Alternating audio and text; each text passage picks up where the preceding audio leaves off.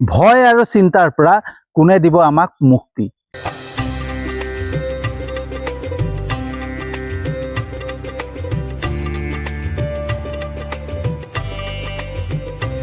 Good evening বন্ধুসকল, শুভ সন্ধ্যা। তো বন্ধুসকল, যেনেকৈ আমাৰ জীৱনলৈ সমস্যা আহে, বিপদ আহে, সেই তেনেকৈ আমাৰ জীৱনলৈ ভয় আহে, চিন্তা আহে।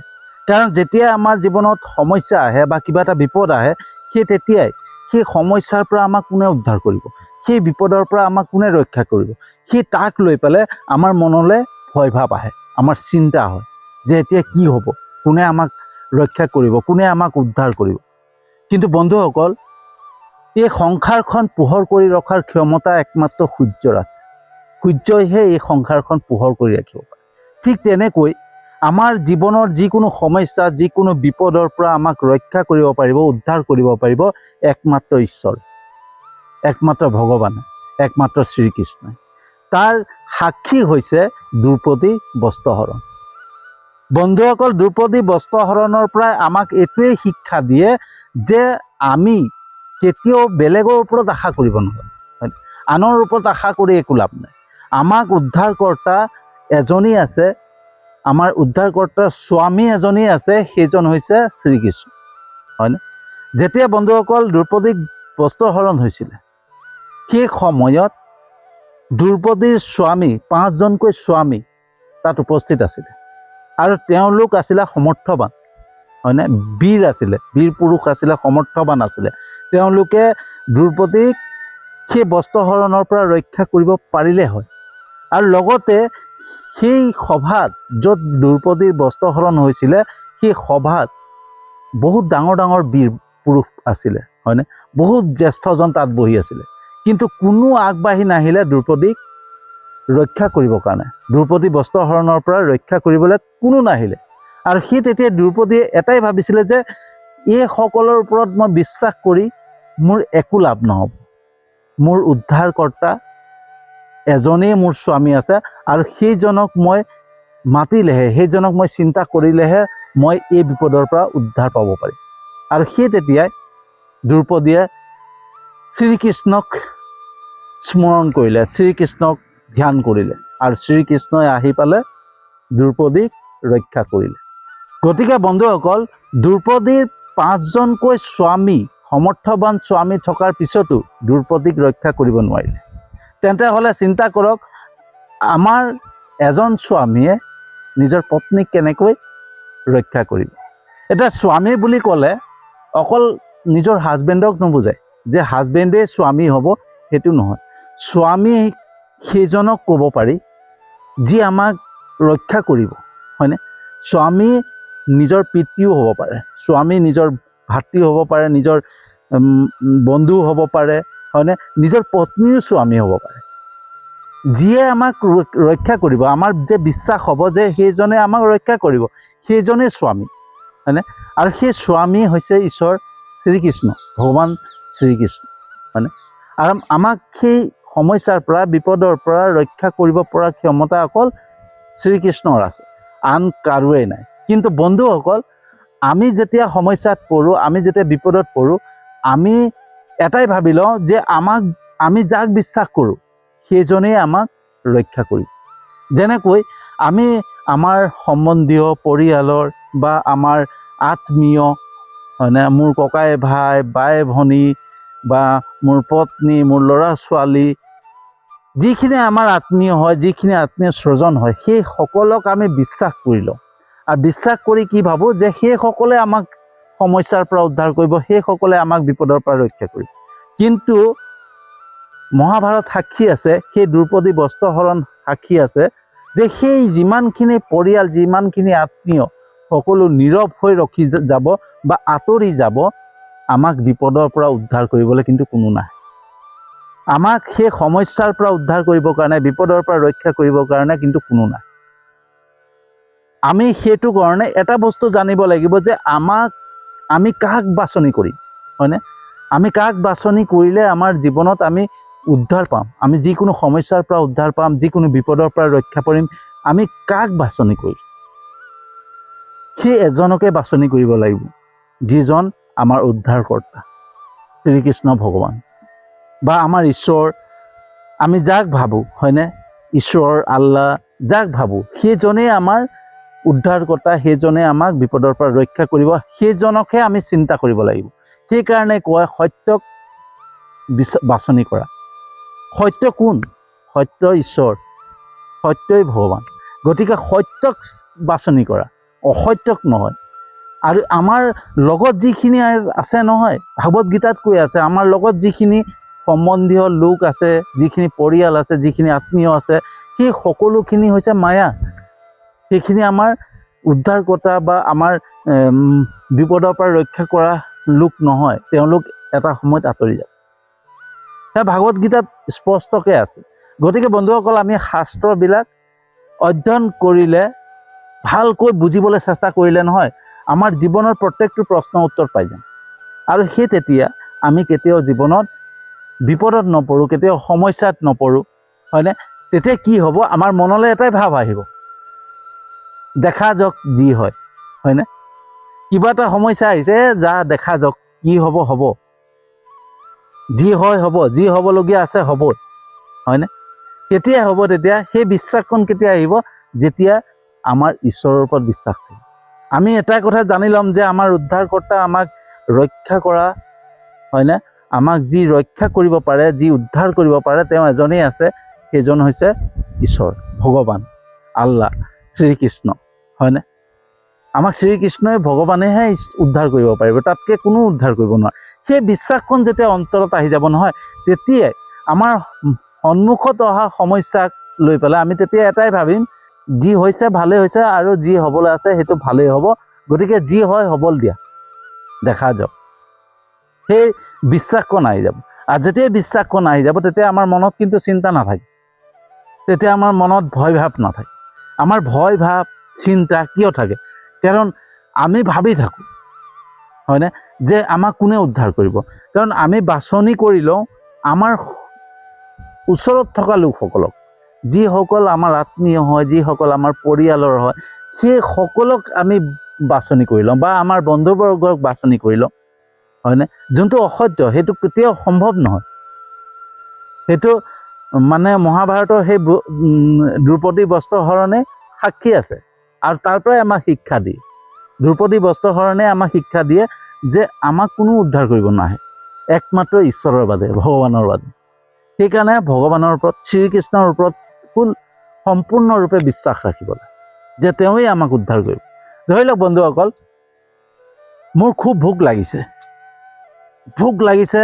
কিবা এটা খাব লাগে, আৰু ঘৰত ধৰক বস্তু আছে, কল আছে, ধৰক এক থোকা কল আছে, কিন্তু কলখিনি গোটেইখিনি গেলি পচি গৈছে, হয়নে? এতিয়া ভোক লাগিছে বুলি বোলে কলখিনি চালোঁ, কলখিনিও বোলে গেলা গোটেইখিনি। তাৰপিছত বোলে ভাত আছে নেকি চাওঁচোন, ভাতখিনিও বোলে গোন্ধাই আছে, হয়নে, বেয়া হৈ গ'ল, গৰমত বেয়া হৈ গ'ল। তো ঘৰত আৰু অন্য একো বস্তু নাই। এতিয়া মই সেই গেলা বস্তুখিনিক, গেলা কলখিনিক বা সেই গোন্ধোৱা ভাতখিনিক মই খাম নেকি? বা আপোনালোকে খাব পাৰিব যে গোন্ধোৱা ভাতখিনি, মোক খুব ভোক লাগিছে, এতিয়া গোন্ধোৱা ভাতখিনিয়ে খাই পেলাওঁ, বা সেই গেলা যিখিনি কল গেলি গৈছে, সেই গেলি যোৱা কলখিনিকে খাই পেলাওঁ, আমাৰ পেটলৈ সেইখিনি যাবনে? কেতিয়াও নাযায়। আৰু সেই তেতিয়া আমি কি কৰিম? প্ৰকৃত সত্য কি, হয়নে, কোনটো ভাল, সেইটো ভাল বস্তু ক'ত পাম, সেইটোক বিচাৰি যাম। অকণমান ধৈৰ্য ধৰিম, ভোক লাগিছে, ধৈৰ্য ধৰিম, কিন্তু অকণমান ভাল ক'ত পাম, ভাল বস্তু ক'ত খাবলৈ পাম, সেইটোক বিচাৰি যাম, হয়নে? ঠিক তেনেকৈ বন্ধুসকল, আমি যেতিয়া সমস্যাত পৰোঁ বা আমি কেতিয়াবা বিপদত পৰিছোঁ, আমি সেই আমাৰ ওচৰত থকা পৰিয়াল বা ঘৰৰ মানুহ বা আত্মীয়, মোৰ ককাই ভাই, বাই ভনী, মোৰ পত্নী, ল'ৰা ছোৱালী, সেইসকলে মোক লগ দিব সেই বিপদৰ সময়ত। সেই সময়ত মোক লগ দিব যি সময়ত মোৰ সমস্যা আহিব, সেইটো অসত্য, কেতিয়াও সত্য হ'ব নোৱাৰে। আৰু সেইখিনি আমি কেতিয়াও ল'ব নোৱাৰোঁ, গ্ৰহণ কৰিব নোৱাৰোঁ। কাৰণ আমাৰ উদ্ধাৰকৰ্তা, আমাৰ সৃষ্টিকৰ্তা, আমাক যি মানে ৰক্ষা কৰিব, সেইজন এজনেই আছে, সেইজন হৈছে শ্ৰীকৃষ্ণ ভগৱান, হয়নে, বা আমাৰ ঈশ্বৰ, হয়নে, বা আমাৰ আল্লাহ। সেইজনে আমাক উদ্ধাৰ কৰিব, সেইজনে আমাক ৰক্ষা কৰিব। তাৰ বাদে আমাক কোনো ৰক্ষা কৰিব নোৱাৰে, হয়নে? তো আমি সদায় ভুল বাছনি কৰি থাকোঁ, আৰু ভুল বাছনি কৰাৰ বাবে কি হয়, আমি সমস্যাত বেছিকৈ পৰি যাওঁ, বিপদত বেছিকৈ পৰি যাওঁ। কাৰণ আমি যাক বিশ্বাস কৰি লওঁ বোলে আমুকে মোৰ বিশ্বাস আছে, আমুকে মোক ৰক্ষা কৰিবই, আমুকে মোক সেই বিপদৰ পৰা মোৰ ৰক্ষা কৰিব, সেইটো মোৰ বিশ্বাস আছে। কিন্তু দেখিব সেই বিপদৰ সময়ত সেই ব্যক্তিজনে আঁতৰি গৈছে। মোৰ পত্নীয়ে মোৰ বিপদৰ সময়ত লগ দিবই, মোৰ বিশ্বাস আছে, কিন্তু লাষ্টত সেই পত্নীও মানে আঁতৰাৰ চেষ্টা কৰিব, যে মইনো কেনেকৈ উদ্ধাৰ কৰিম, মইনো ক'ৰ পৰা আনি দিম, মই ক'ৰ পৰা তোমাক ৰক্ষা কৰিম, মোৰ সেইটো সামৰ্থ্য ক'ত আছে, হয়নে? তো বিভিন্ন ধৰণৰ কথা আহি পৰে। তো আমাক বিপদৰ পৰা বা সমস্যাৰ পৰা উদ্ধাৰ কৰা আমি যি বাছনি কৰিম নহয়, সেই বাছনি সত্য হ'ব লাগিব, অসত্যক নহয়, সত্যক আমি বাছনি কৰিব লাগিব। আৰু সত্যক বাছনি কৰিবলৈ হ'লে কি কৰিব লাগিব, আমি সৎ পথেৰে যাব লাগিব, সততাৰে যাব লাগিব। আমাৰ মনত কোনো বেয়া ভাৱ থাকিব নালাগিব, কোনো হিংসা ভাৱ থাকিব নালাগিব, কোনো আমাৰ আনৰ প্ৰতি ঘৃণা ভাৱ সেইবিলাক থাকিব নালাগিব, উচ্চ নীচ্চ ভাৱ থাকিব নালাগিব, হয়নে? আমি সদায় সকলোকে সমভাৱ, সমদৃষ্টি, দয়া, ক্ষমা সেইবিলাক ভাৱেৰে যেতিয়া আমি সকলোকে চোৱা আৰম্ভ কৰিম নহয়, সেই তেতিয়া ঈশ্বৰে আমাক লগ দিব, ভগৱানে আমাক লগ দিব, শ্ৰীকৃষ্ণই আমাক লগ দিব। আৰু একমাত্ৰ আমাৰ উদ্ধাৰকৰ্তা, আমাৰ ৰক্ষক হৈছে ঈশ্বৰেই, ভগৱানে, শ্ৰীকৃষ্ণই, হয়নে? তো এই সংসাৰত আমাক সমস্যাৰ পৰা বা বিপদৰ পৰা, যিকোনো বেমাৰ আজাৰৰ পৰা ৰক্ষা কৰা এজনেই আছে, সেইজন হৈছে শ্ৰীকৃষ্ণ বা আল্লাহ, ঈশ্বৰ, যোনে যেনেকৈ ভাবে, যাক ভাবিব নহয়, সেইজনক শুদ্ধ মনেৰে শুদ্ধ ভাৱনাৰে বিচাৰিলে সেইজনেই আমাৰ ৰক্ষক, সেইজনেই আমাৰ বিপদৰ পৰা উদ্ধাৰকৰ্তা। বন্ধুসকল, এয়া মই এনেই কোৱা নাই, ঠিক আছে? এই ভিডিঅ' মই এনেই বনোৱা নাই, মই নিজেই সাক্ষী। এই যি পৰিস্থিতি হৈছিলে, যি সমস্যা আহিছিলে মোৰ জীৱনত, যি বিপদ আহিছিলে, সেই বিপদৰ সময়ত কিন্তু কোনো মোৰ লগত নাছিলে। সেই তেতিয়া ঈশ্বৰ মোৰ লগত আছিলে, ভগৱান মোৰ লগত আছিলে, হয়নে? এনেকুৱা বিপদ আহিছিলে, এনেকুৱা সমস্যা আহিছিলে, যোনটো সময়ত মই সম্পূৰ্ণৰূপে ভাঙি পৰিছিলোঁ। আৰু সেই তেতিয়াই মই নিজকে সমৰ্পণ কৰিছিলোঁ ঈশ্বৰক, ভগৱানক। আৰু সত্য কথা এইটোৱে যে সৎ ভাৱনাৰে যদি ঈশ্বৰক বিচৰা হয় নহয়, তেতিয়া ঈশ্বৰ লগ দিয়ে। যেনেকৈ দ্ৰৌপদী বস্ত্ৰহৰণ হৈ থাকোঁতে যেতিয়া দ্ৰৌপদীয়ে ঈশ্বৰক, শ্ৰীকৃষ্ণক স্মৰণ কৰিলে, ধ্যান কৰিলে, শ্ৰীকৃষ্ণ তাত উপস্থিত হ'ল আৰু দ্ৰৌপদীক বস্ত্ৰহৰণৰ পৰা ৰক্ষা কৰিলে। ঠিক তেনেকৈ ইয়া মাত্ৰ উদাহৰণ, ঠিক আছে? মহাভাৰতত যিখিনি দিছে নহয়, সেইখিনি শিক্ষাও হয়, উদাহৰণো হয়, ঠিক আছে? সেইটোৰ পৰা আমি জানিব লাগিব যে আমাক উদ্ধাৰকৰ্তা কিন্তু তেওঁহে, তেওঁৰ বাহিৰে আমাক কোনো উদ্ধাৰ কৰিব নোৱাৰে। চ' সেই সময়ত মোক কোনো বিপদৰ পৰা মানে উদ্ধাৰ কৰিবৰ কাৰণে বা ৰক্ষা কৰিবৰ কাৰণে মই কাকোৱে বিচৰা পোৱা নাছিলোঁ। সেই সময়ত ঈশ্বৰক বিচাৰি আছিলোঁ।